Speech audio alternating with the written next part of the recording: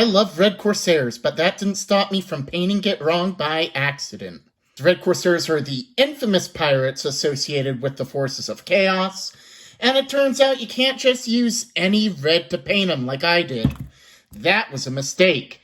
Instead, we're going to use the actual red that matches their armor. This is a Pyral red that I got from Liquitex Inc. We already have a model ready to go. Here's a handsome pirate with a flamethrower. Gave him a little custom head, and if this comes out good, we will paint our captain himself here on Blackheart. We have the paint, we have the knowledge. Let's take to the high seas! Learn from my mistakes. Despite the name Red Corsairs, not any old red will do. Red Corsairs also have black helmets and black thigh armor. So today I'm going to try to make my Red Corsairs right and give them an armor scheme to be proud of with this Pyral Red acrylic ink, as well as Black Legion helmets and thighs. So let's load up our airbrush and then we'll see if this Zenithal job worked. Remember, gloves protect your skin. Wear them. Load up our brush. 8 drops. Should be a nice way to start. Let's do a test spray. Oh yeah, that comes out nice, quick, and thin, just like any ink should. Alright, let's grab our flamer boy, and then we'll get to going. Lock in at a 45-degree angle, and then we will get to spraying. Look at the way that armor is hitting that white ink. I like it. We gave it a white Zenithal, so the red should be pretty bright and vibrant. That's one of the great benefits about using a Zenithal, to get the brightest points of the model bright and the lowest points of the model more shaded but still consistent with natural lighting. Here we go, such as the backside of this pauldron here. Take a look, it's still that bright, vibrant red, but you can tell there's natural shading there, just from how it faces against the light. Oh, so bright. Oh, I love the way this ink's filling out. So nice. Lots of shading, very dark. Bright where it needs to be and dark where it should be. Right, we got bright red. We got the darker shading. Let's give it just a second to dry, then we'll get to the thighs and helmet. Now let's work on his thigh helmet. And I looked at my photo again. Also feet. We cannot forget his feet. So let's load up a little bit of Black Legion on the brush, and then away we go. Boom. We'll also have to give it some black trim. On the original model I gave it dark neutral gray trim, so that will be a little different. Fantastic. Probably be a lot of fun to do a boarding actions army as Red Corsairs. I should look into that. Especially if I end up doing Huron Blackheart out of this recipe. Nice, nice. That's some good dark looking feet. Let's move up to the thighs. Boom. Fantastic, fantastic. Fancy schmancy. I love the lore of the Red Corsairs. I love their anti-establishment takes. And I also hate paying taxes, so I can definitely understand their plight, even if Turn into Chaos was definitely a bad way to go. Fantastic. That's a good-looking Red Corsair. Now, all we gotta do is the helmet. He's definitely headed in the right direction. He's not going to be all the way there. This is a proof of concept model to see if this will be a good enough scheme to take to Huron Blackheart. Looking good, looking good. Oh, that's a fierce-looking pirate right there. I'd hate to run into him on a boarding action. Fantastic. And we got some red trim underneath. That'll be good for highlights and stuff. All right. So this is definitely a lot closer to the Red Corsair artwork. Obviously, we still need to work out details like the horns and the flamer, as well as the infamous chaos trim. But I think that this matches pretty well what you'll find in most Red Corsair artwork, and I think it's good enough that we'll move on to our jolly captain himself here on Blackheart. Let's open him up and get him going. Sprue cutter, glue, and the Pirate Lord himself. Now, sharp-eyed viewers may notice that this is a Citadel fine cast model. That is because here on Blackheart has not had a new model in about 20 years, so this is the currently viable legal tabletop model. The model itself comes with Huron himself with his axe, a little demon familiar, and his power claw with a little bitty flamer on it. It's kind of funny, actually, because the original Huron Blackheart Forge World resin model was a Terminator, but this fella's here is in tactical chaos armor. So, also comes with 128mm base for his demon familiar, as well as one of the old slotted bases for Huron himself. Now, let me tell you, I have not worked with a ton of Citadel fine cast miniatures. Almost all of them that I have worked with have been bad. This is not a surprise because we have a couple decades of people here on the internet talking about how bad Citadel Finecast is to work with, which is why Games Workshop did eventually move on to their PVA plastic. The unboxing experience was very easy looking at the Finecast resin itself. I think I may have gotten lucky because I'm not seeing any pieces that are warped. That's usually the biggest problem with Finecast, is that it was usually warped beyond recognition when you bought it.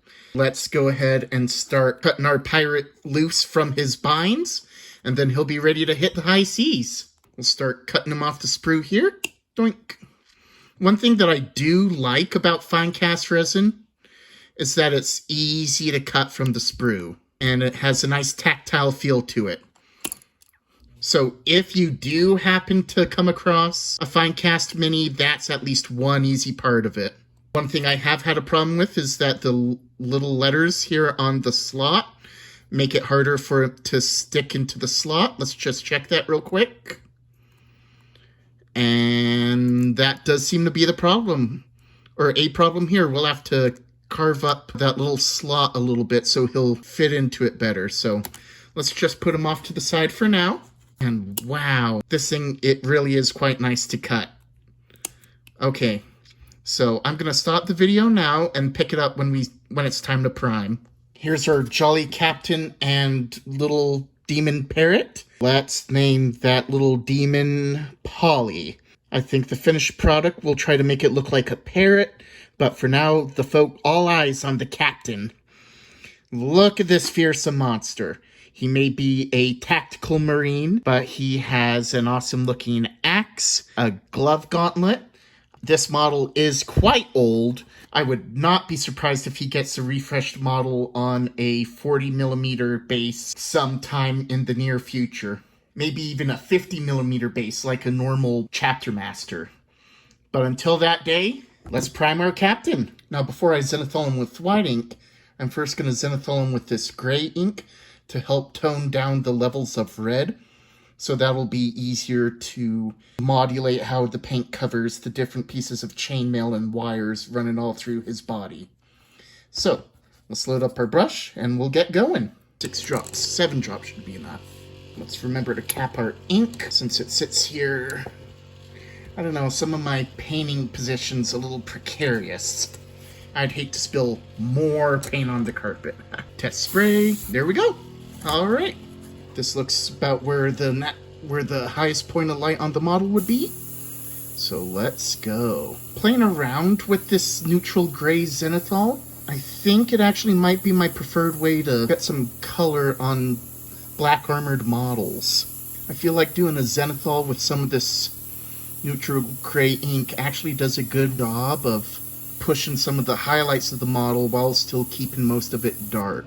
Just from the work I've done with my new Death Company models, so that's something I'll continue to play with and practice. Oh yeah, this looks real nice. Hitting those highlights real nice. I think this will look really good when we hit it with that white.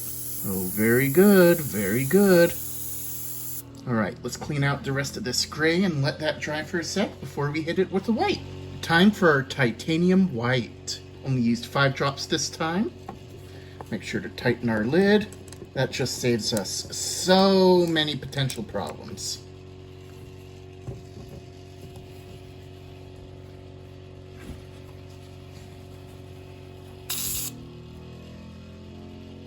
Please tell me the camera caught that.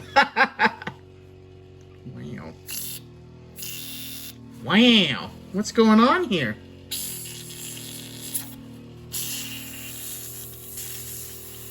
Clearly I did a poor... I got a clog somewhere. Oh dear.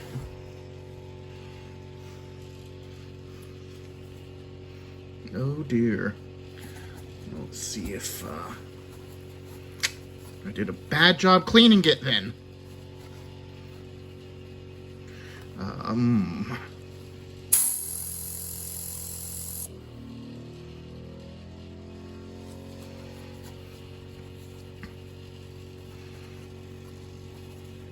Mistakes happen to everyone. Now that I got that cleaned out, let's give this another try. Much better, much better. Alright, let's put a few more drops of white ink back in there to make up for the ones we literally blew up. Just went all over. This is also why we do test sprays before we actually hit the model with the ink. Much better, much better. And then away we go.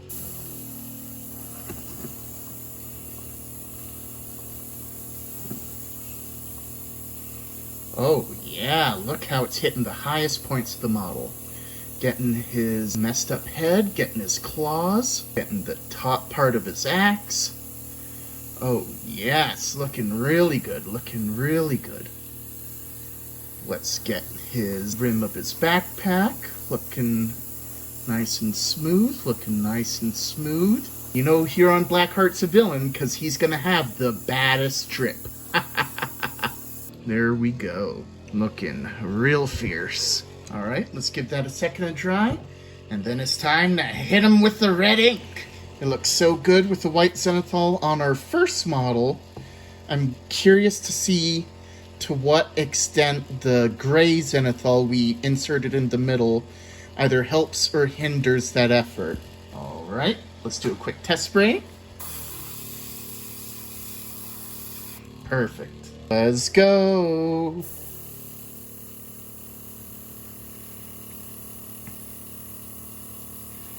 Looking good, looking good.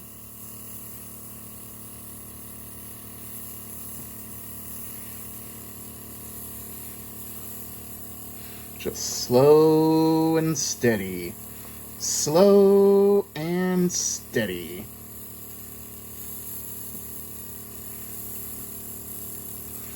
Keep the model moving. Keep everything slow and steady.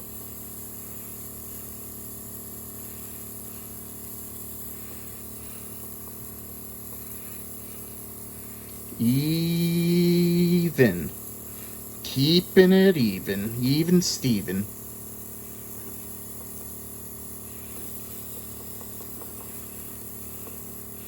Looking good. Looking good.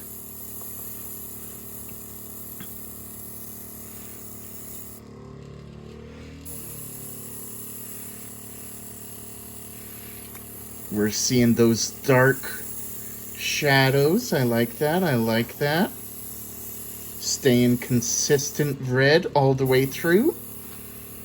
But we're getting the brightest highlights and the darkest shadows. Looking at this chainmail, it does look like that gray does a good job modulating it.